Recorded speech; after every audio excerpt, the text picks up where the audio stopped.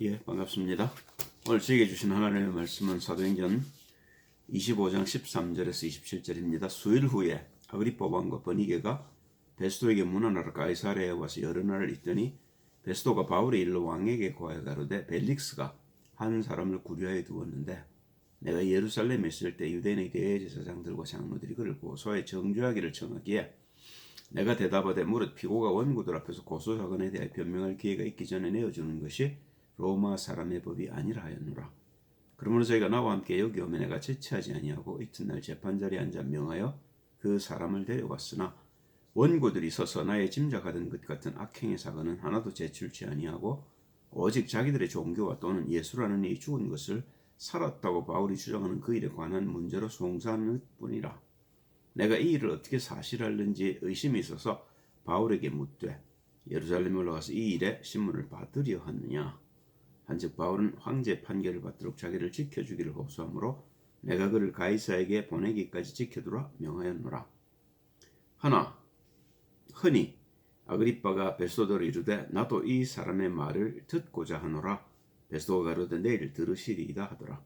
이튿날 아그리빠와 버니게가 크게 위를 베풀고 와서 천부장들과 성중의 높은 사람들과 함께 신문소에 들어오고 베스도의 명으로 바울을 데려오니 베스도가 말하되 아그리빠 왕과 여기 앉아있는 여러분이여 당신들이 보는 이 사람은 유대의 모든 무리가 크게 외치되 살려두지 못할 사람이라고 하여 예루살렘에서와 여기서도 내게 청원하였으나 나는 살피건대 죽일 죄를 범한 일이 없더이다. 그러나 저가 황제에게 호소한 거로 보내기를 작정하였나이다. 그에게 대하여 황제께 확실한 사실을 알을 것이 없으므로 신문한 후 상소할 재료가 있을까요? 당신들 앞 특히 아그리빠 왕 당신 앞에 그를 내어 세웠나이다. 그 죄목을 베풀지 아니하고 죄수를 보내는 것이 무리한 일인 줄 아나이다 하였더라.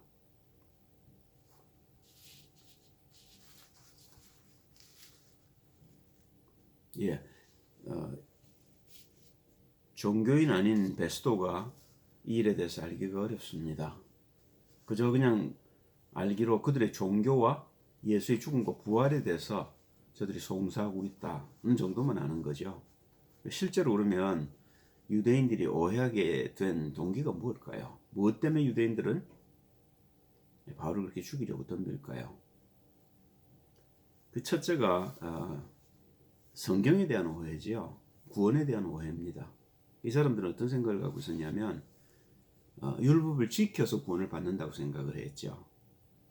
토라에는 두 개가 있습니다. 하나는 이제 리튼 토라, 글로 쓰여진 토라, 우리가 말하는 이제 모세 오경이지요.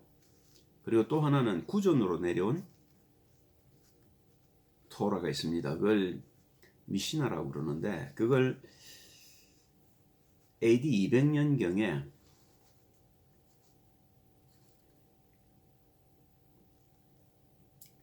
어떤 한 랍비가 그걸 정리를 했습니다. 다시 말하면 그걸 이제 다시 썼죠. 예, 그래서 거기 이제 미시나를 보고 사람들이 묻고 거기에 대해 연구하고 해서 답을 단 게 게마라고 이제 말하자면 랍비들의 주석서입니다. 그래서 미시나와 게마라를 합쳐서 우리가 탈무드라고 그러는데 그게 AD 450년에서 600년경에 완성이 됐습니다. 그럼 그 탈무드가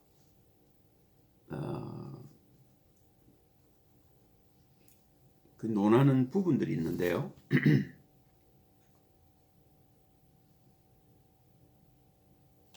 그게 뭐냐면 이제 미시나가 6구분으로 나누어져서 강조하는 부분이 있습니다. 그게 첫째가 뭐냐면 농업이고 절기와 제사고 결혼이고 민법과 형법이고 재물과 성전이고 순결과 부정에 대한 것들입니다. 예, 그게 무슨 말이냐면 전부 우리의 육신에 관장된 법이라는 거죠. 예. 거기 보면 613가지의 법이 있는데 그 중에 하지 말라는 법이 365가지가 있고 해라 하는 법이 248개가 있습니다.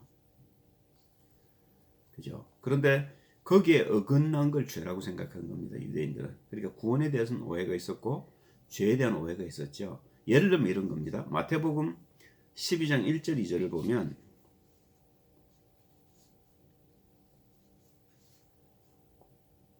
여기는 안 적어놨네요. 그 안식일 날 이제 밀밭가를 지나다가 제자들이 밀을 까불어 먹으니까 유대인들이 묻습니다. 왜 안식일에 하지 못할 일을 합니까? 그 얘기를 하는 거죠. 안식일은 쉬라고 그랬는데 왜 일을 하냐 그 말이죠. 그러니까 안식일에 대한 오해가 있었던 거죠. 두 번째 우리가 예를 보자면 누가복음 11장 37절 41절에 보면 바리새인이 청해서 예수님이 바리새인 집에 들어가서 밥을 먹는데 손을 안 씻거든요. 바리새인들의 법은 어떠냐면 밥 먹기 전에 손을 씻어야 된다는 겁니다. 이게 이제 정결의식이죠. 그런 것들이 사실은 미시나나 탈무드가 이제 강요하는 겁니다. 그래서 주님은 거기에 대해서 뭐라고 말씀하셔요? 우리가 먹는 건 입으로 들어갔다가 뒤로 버려지지 않냐. 더 중요한 건 우리 마음에서 나오는 것이다. 그래서 마음을 먼저 깨끗게 해야 된다. 그런 얘기를 하시죠. 그죠? 그러니까 뭐도 오해를 했냐면 그리스도도 오해를 한 겁니다. 와서 자기네들처럼 이렇게 힘들고 어려운 그 타국의 핍박으로부터 우리를 건져내셔서 온 세계를 다스릴 수 있는 아주 왕적인 나라로 세워주실 것을 기대한 거죠. 사도행전 1장 6절을 보면 제자들도 그런 생각을 갖고 있었던 것 같아요. 저희가 모였을 때 예수께 묻자고 가로되 주께서 이스라엘 나라를 회복하심이 이때니까 하니 하나님의 나라에 대해서 오해를 했죠. 그러면 성경은 무엇을 우리에게 중점적으로 가르쳐 주려고 하는 걸까요? 유대인들이 오해한 것처럼 그렇게 우리를 살려고 하나님 우리에게 말씀을 주셨을까요? 봅니다. 창세기 15장 4절 6절을 봅니다. 여호와의 말씀이 그에게 임하여 가라사대 그 사람은 너의 후사가 아니라 네 몸에서 날 자가 네 후사가 되리라 하시고 그를 이끌고 밖으로 나가 가라사대 하늘을 우러러 뭇 별을 셀 수 있나 보라. 또 그에게 이르시되 내 자손이 이와 같으리라. 아브라함이 여호와를 믿으니 여호와께서 이를 그의 의로 여기시고 또 그에게 이르시되 나는 이 땅을 내게 주어 업을 삼게 하려고 너를 갈 때 우르에서 이끌어낸 여호와로라. 하나님은 우리에게 뭘 요구하시냐면 믿음을 요구하셔요. 믿는 걸 의라고 얘기하시는 겁니다. 그럼 뭘 믿냐 말입니다. 나중에 아브라함에게 이걸 다시 밝혀주셔요. 창세기 22장 17절이죠. 내가 내게 큰 복을 주고 네 씨로 크게 성하여 하늘의 별과 같고 바닷가의 모래와 같게 하리니 네 씨가 그 대적의 문을 얻으리라. 또 네 씨로 말미암아 천하 만민이 복을 얻으리니 이는 네가 나의 말을 준행하였음이니라 하셨다니라. 그리스도 예수가 오실 걸 예언하셨죠. 그 말은요. 네 속에 네 후손으로 날 그리스도 예수를 믿는 믿음을 하나님이 의로 여기셨다는 겁니다. 그렇죠. 이걸 유대인들이 놓친 겁니다. 예레미야 17장 9절 10절을 보시면요. 만물보다 거짓되고 심히 부패한 것은 마음이라. 누가 능히 이를 알려오마는 나 여호와는 심장을 살피며 폐부를 시험하고 각각 그 행위와 그 행실대로 보응하느니. 우리의 마음이 틀려 있다는 겁니다. 그래서 예레미야 31장 31절 33절에 보니까 그 마음에 하나님이 하나님의 법을 두시겠다는 겁니다. 나 여호와가 말하노라. 보라 날이 이르리니 내가 이스라엘 집과 유다 집에 새 언약을 세우리라. 율법과 다른 말하자면 언약을 주시겠다는 거죠. 나 여호와가 말하노라. 이 언약은 내가 그들의 열조의 손을 잡고 애굽 땅에서 인도하여 내던 날에 세운 것과 같지 아니할 것은 내가 그들의 남편이 되었어도 그들이 내 언약을 파하였음이니라. 나 여호와가 말하노라. 그러나 그날 후에 내가 이스라엘 집에 세울 언약은 이러하니 곧 내가 나의 법을 그들의 속에 두며 그 마음에 기록하여 나는 그들의 하나님이 되고 그들은 내 백성이 될 것이라. 할렐루야. 신명기 18장 15절을 보면 유대인들이 그렇게 존경하고 사모하고 받드는 모세가 하는 이야기입니다. 너희 하나님 여호와께서 네 형제 중에서 나와 같은 선지자 하나를 너희를 위하여 일으키시리니 너희는 그를 들을지니라. 당장은 여호수아에 대한 이야기입니다만은 그 여호수아가 누구죠? 예수 그리스도지요. 예수 그리스도의 예표지요. 그 예수 그리스도가 우리를 가나안으로 낙원으로 천국으로 끌고 갈 천국 열쇠가 되는 분이신 거죠. 그러면 예수님은 뭐라고 증거를 하시냐 한번 볼까요? 요한복음 5장 24절 25절입니다. 내가 진실로 진실로 너에게 이르노니 내 말을 듣고 또 나 보내신 이를 믿는 자는 영생을 얻었고 심판에 이르지 아니하나니 사망에서 생명으로 옮겼느니라. 진실로 진실로 너에게 이르노니 죽은 자들이 하나님의 아들의 음성을 들을 때가 오나니 곧 이때라. 듣는 자는 살아나리라. 아버지께서 자기 속에 생명이 있음같이 아들에게도 생명을 줘 그 속에 있게 하셨고 또 인자됨을 인하여 심판하는 권세를 주셨느니라. 이를 기이 여기지 말라. 무덤 속에 있는 자가 다 그의 음성을 들을 때가 오나니. 주님 얘기하시는 건 간단한 겁니다. 우리를 살리러 오셨다는 겁니다. 그리고 이제 죄에 대해서 주님이 뭐라고 말씀하시냐면 요한복음 8장 21절 24절이죠. 다시 이르시되 내가 가리니 너희가 나를 찾다가 너희 죄 가운데서 죽겠고 나의 가는 곳에는 너희가 오지 못하리라. 유대인들이 가로되 저가 나의 가는 곳에는 내가 오지 못하리라니 저가 자결하려는가. 예수께서 가라사대 너희는 아래서 났고 나는 위에서 났으며 너희는 이 세상에 속하였고 나는 이 세상에 속하지 아니하였느니라. 이러므로 내가 너희에게 말하기를 너희가 너희 죄 가운데서 죽으리라 했노라. 너희가 만일 내가 그인 줄 믿지 아니하면 너희 죄 가운데서 죽으리라. 그리스도 예수가 우리를 죄에서 건져내는 유일한 길이란 말입니다. 그분이 하늘로부터 오셨고 땅에서 난 우리를 건져내시기 위해서 육신을 갖고 오셨다는 겁니다. 그 죄에 대해서 뭐라고 얘기했냐면 요한복음 16장 9절에 가면 다시 말씀하시죠. 그가 와서 이제 성령이 오셔서 그 말입니다. 죄에 대하여 의에 대하여 심판에 대하여 세상을 책망하시리라. 죄에 대하여라면 저희가 나를 믿지 아니하며 하나님께 가는 유일한 길이신 그리스도 예수를 모르고 믿지 못하는 그걸 죄라고 얘기하시는 겁니다. 하나님께 가는 유일한 길이 그리스도라면 우리가 그걸 알아야 되겠죠. 그죠? 모르고 부인하면요. 그게 바로 지옥이라는 겁니다. 그러면 그리스도 예수를 못 만난 사람들은요.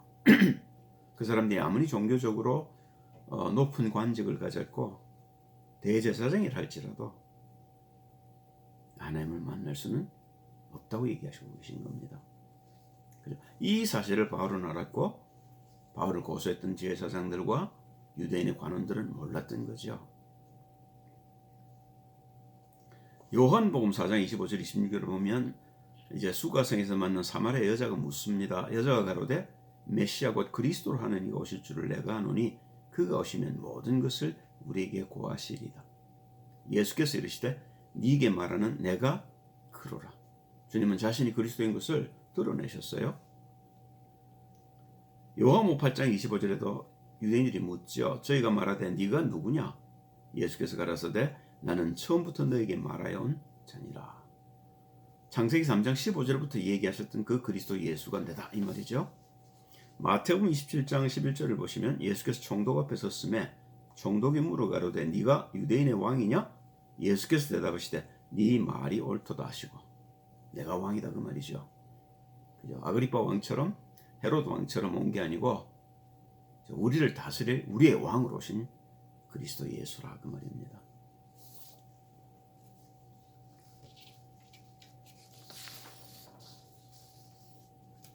요한복음 10장 10절을 봅니다. 도적이 오는 것은 도적질하고 죽이고 멸망시키려는 것뿐이요. 이는 이미 왔죠. 예수님 이전에 오신 건 모두 도덕입니다. 내가 온 것은 양으로 생명을 얻게 하고 더 풍성히 얻게 하려 하는 것이라. 그러니까 율법을 지켜서 우리가 구원을 받을 수 있다면 예수님 안 오셔도 되죠. 그렇죠? 그런데 유대인들은 말씀을 안 지켜서 자기네들이 망했다고 생각합니다. 특별히 그 에스라 9장을 보면 에스라가 이제 그런 부분에 대해서 그 고백하는 장면이 나옵니다. 우리 조상들이 잘못해서 이렇게 우리가 고난을 받았는데 지금 또 하나님의 말씀을 어기려는 자들이 있습니다. 이제 그렇게 얘기를 하고 있죠. 물론 에스라가 옳습니다. 주님 오실 때까지는 율법을 지켜야 되고 그 율법대로 살아야 됩니다. 그런데 에스라도 놓친 게 있죠. 우리의 구원은 율법을 지킴에 있는 것이 아니라 그리스도 예수를 믿는 믿음 안에 있다는 걸 놓친 겁니다. 그렇죠? 그러나 그건 이스라엘 백성을 향한 하나님의 뜻이었기 때문에 우리가 기다 틀렸다 말하기는 어렵습니다. 그러나 우리가 면밀히 볼 적에는 에스라도 틀린 거지요. 그걸 본딴 것이 예를 들면 그 사람들을 따라왔던 것이 예를 들면 탈무드 정신이고 그 탈무드를 따라서 유대인들이 믿으려고 했던 것들입니다. 하나님의 말씀대로 살려고. 다시 말하면 행위로 구원받는다고 생각하는 거지요. 자, 그러면 바울은 이걸 뭐라고 얘기하고 있겠습니까? 로마서 4장 1절 5절입니다. 그런즉 육신으로 우리 조상된 아브라함이 무엇을 얻었다 하리요? 만일 아브라함이 행위로서 의롭다 하심을 얻었으면 자랑할 것이 있으려니와 하나님 앞에서는 없느니라. 성경이 무엇을 말하느냐? 아브라함이 하나님을 믿음에 이것이 저에게 의로 여기신 바 되었느니라. 일하는 자에게는 그 싹을 은혜로 여기지 아니하고 빚으로 여기거니와 일을 아니할지라도 경건치 아니한 자를 의롭다 하시는 이를 믿는 자에게는 그의 믿음을 의로 여기시나니. 그죠? 아브라함이 믿고 구원을 받았단 말입니다. 아브라함을 행해서 구원을 받은 게 아니고요. 우리가 행위를 해서 의롭다함을 얻는다면 그건 값에 대한, 말하자면 우리 행위에 대한 값으로 주어진 거죠. 그러나 구원은 은혜지요. 우리 같은 죄인들을 믿기만 하면 구원해 주시는 하나님의 은혜지요. 이걸 아브라함이 알았다는 겁니다. 그래서 창세기 15장에 우리 아까 본 것처럼 자식을 아브라함에게 주시겠다고 약속하신 그 약속을 믿었고요. 그리고 나중에 22장 17절에 가면 그 후손이 그리스도라는 걸 알았다는 겁니다. 동일한 걸 믿는 겁니다. 여러분과 제가 믿는 그리스도를 아브라함이 알고 믿었다는 이야기입니다. 구약 사람들이 구원받았느냐? 그럼요. 언약을 분명히 안 사람들은 구원을 받았죠. 자, 그러면 로마서 7장 14절 25절을 봅니다. 우리가 율법은 신령한 줄 알거니와 나는 육신에 속하여 죄 아래 팔렸도다. 바울이 지금 자기의 죄에 대해서 얘기를 하고 있습니다. 죄가 뭔지를 지금 바울이 이해하는 죄입니다. 나의 행하는 것을 내가 알지 못하노니 곧 원하는 이것은 행하지 아니하고 도리어 미워하는 그것을 하니라. 만일 내가 원치 아니하는 그것을 하면 내가 이로 율법의 선한 것을 시인하노니 이제는 이것을 행하는 자가 내가 아니요 내 속에 거하는 죄니라. 내 속 곧 내 육신에 선한 것이 거하지 아니하는 줄을 아노니 원함은 내게 있으나 선을 행하는 것은 없노라. 내가 원하는 바 선은 하지 아니하고 도리어 원치 아니하는 바 악은 행하는도다. 만일 내가 원치 아니하는 그것을 하면 이를 행하는 자가 내가 아니요 내 속에 거하는 죄니라.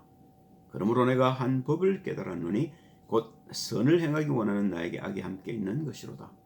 내 속 사람으로는 하나님의 법을 즐거워하되 내 지체 속에서 한 다른 법이 내 마음의 법과 싸워 내 지체 속에 있는 죄의 법 아래로 나를 사로잡아 오는 것을 보는도다. 어라, 나는 곤고한 사람이로다.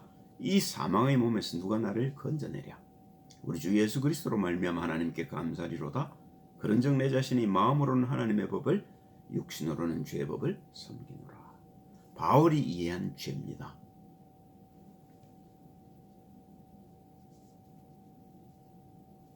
로마서 8장 1절 4절을 보면 바울이 이해한 그리스도입니다. 그러므로 이제 그리스도 예수 안에 있는 자에게는 결코 정죄함이 없나니 이는 그리스도 예수 안에 있는 생명의 성령의 법이 죄와 사망의 법에서 너를 해방하였습니다. 율법이 육신으로 말미암아 연약하여 할 수 없는 그것을 하나님은 하시느니 곧 죄를 인하여 자기 아들을 죄 있는 육신의 모형으로 보내어 육신의 죄를 정하사 육신을 좇지 않고 그 영을 좇아 행하는 우리에게 율법의 요구를 이루어지게 하려 하심이니라. 지금 이 순간에도 우리가 그리스도를 놓치면 죄인인 겁니다. 그죠? 그래서 우리가 그리스도를 붙들고 살아야 되는 겁니다. 그리스도 속에 사는 것, 그게 신앙생활입니다. 결론입니다. 그러면 우리가 율법을 안 지켜도 됩니까? 그 부분에 대해서 이제 바울이 얘기하고 있습니다. 그런즉 우리가 무슨 말 하려? 율법이 죄냐? 그럴 수 없느니라. 율법으로 말미암지 않고는 내가 죄를 알지 못하였으니 곧 율법이 탐내지 말라 하지 아니하였다면 내가 탐심을 알지 못하였으리라. 그러나 죄가 기회를 타서 계명으로 말미암아 내 속에서 각양 탐심을 이루었나니 이는 법이 없으면 죄가 죽은 것임이라. 이게 대단히 중요한 이야기죠. 전에 법을 깨닫지 못할 때는 내가 살았더니 계명의 이름에 죄는 살아나고 나는 죽었도다. 생명에 이르게 할 그 계명이 내게 대하여 도리어 사망에 이르게 하는 것이 되었도다. 율법이 없었으면 죄를 몰랐다 그 말입니다. 그죠? 율법에 비춰보니까 내가 죄인이라는 걸 알게 됐고 이 죄를 해결하는 방법이 내게 없었는데 그리스도 예수로 말미암아 이 죄를 해결했다는 게 로마 7장이 얘기하는 거죠. 죄가 기회를 타서 계명으로 말미암아 나를 속이고 그것으로 나를 죽였는지라. 그 죄를 이기기가 얼마나 힘들겠습니까? 그죠? 아는데도 죄를 짓는단 말입니다. 이로 보건대 율법도 거룩하며 계명도 거룩하며 의로우며 선하도다. 그런즉 선한 것이 내게 사망이 되었느냐? 그럴 수 없느니라.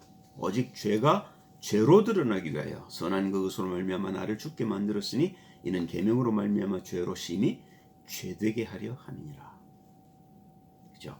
그래서 우리가 우리의 안을 먼저 청소하고 그리고 난 뒤로는 율법을 따라 살 수 있게 된다는 겁니다. 마태복음 5장 17절 20절을 보면 예수님이 이 얘기를 직접 하셨어요. 내가 율법이나 선지자나 폐하러온 줄로 생각지 말라. 폐하러온 것이 아니요 완전케 하려 함이로라. 진실로 내게 이르노니 천지가 없어지기 전에는 율법의 1.1억이라도 반드시 없어지지 아니하고 다 이루리라. 그러므로 누구든지 이 계명 중에 지극히 작은 것 하나라도 버리고 또 그같이 사람을 가르치는 자는 천국에서 지극히 작다 일컬음을 받을 것이요 누구든지 이를 행하며 가르치는 자는 천국에서 크다 일컬음을 받으리라. 내가 너에게 이르노니 너희 의가 서기관과 바리새인보다 더 낫지 못하면 결단코 천국에 들어가지 못하리라. 그죠? 다시 말하면 율법을 우리가 안 지켰다는 말은 내가 죄를 따라간다는 말이란 말입니다. 그죠? 그 죄를 해결하려고 그리스도 예수께서 십자가를 지셨는데 그러면 너도 이 죄를 해결해 주지 않냐? 그죠? 그러니까 그 율법에 어그러지는 것이 있는지 없는지 네 자신을 항상 점검하라는 겁니다. 그게 야고보서 1장 25절에 바울이 성경을 우리에게 거울로 주셨다고 하는 의미지요. 보십시다. 그러니까 사도행전 25장 18절에 보니까 베스토가 이런 얘기를 합니다. 원고들이 서서 나의 짐작하던 것 같은 악행의 사건은 하나도 제출치 아니하고 율법에 거슬림이 없었단 말입니다. 바울은 25절에 같은 말을 또 합니다. 나는 살피건대 죽일 죄를 범한 일이 없더이다. 그러나 저가 황제에게 호산고로 보내기를 작정하였나이다. 그 말은요, 바울은 먼저 그리스도를 주인으로 영접하고 주님을 주인으로 모셔서 주님을 왕으로 모셔서 주님의 뜻대로 살았기 때문에 율법에도 거슬림이 없었다는 겁니다. 그 전에 또 바울은 그랬습니다. 빌립보 3장 6절을 보면 내가 율법에 의로는 흠이 없었다 이렇게 고백하지요. 그 말은요, 그 율법을 지키려고 애를 썼던 겁니다. 그런데 그 속에서 뭘 발견했냐면 죄가 있다는 걸 발견한 겁니다. 죄가 자기를 자꾸 죄 가운데로 끌고 가려는 걸 봤다는 거죠. 그런데 그 죄에서 나를 해결하시려고 그리스도 예수께서 오셔서 십자가에 죽어주셨다는 겁니다. 그래서 바울의 고백이 그겁니다. 내가 그리스도와 함께 십자가에 못 박혔나니. 내가 죽었다는 거죠. 그리고 나는 뭘로 삽니까? 나를 사랑해서 나를 위해 자기 목숨을 버리신 그리스도 예수를 믿는 믿음 안에 사는 겁니다. 그게 여러분과 제가 살아야 될 삶인 거지요. 항상 그리스도 예수 안에 사는 것이 하나님의 뜻대로 사는 겁니다. 그죠? 그게 어떤 삶이냐? 그게 성경을 통해서 하나님이 우리에게 발견하기를 원하시는 삶입니다. 그 삶을 발견하기 위해서 우리가 예배를 드리는 것이고 그 삶을 발견하는 대로 그 삶을 살아드리는 것이 하나님의 영광이란 말입니다. 기도합니다. 할렐루야. 주님 찬양을 드립니다. 주를 바라보게 도우시고 주 안에서 참 평강을 누리게 하옵소서. 주 예수 그리스도의 이름으로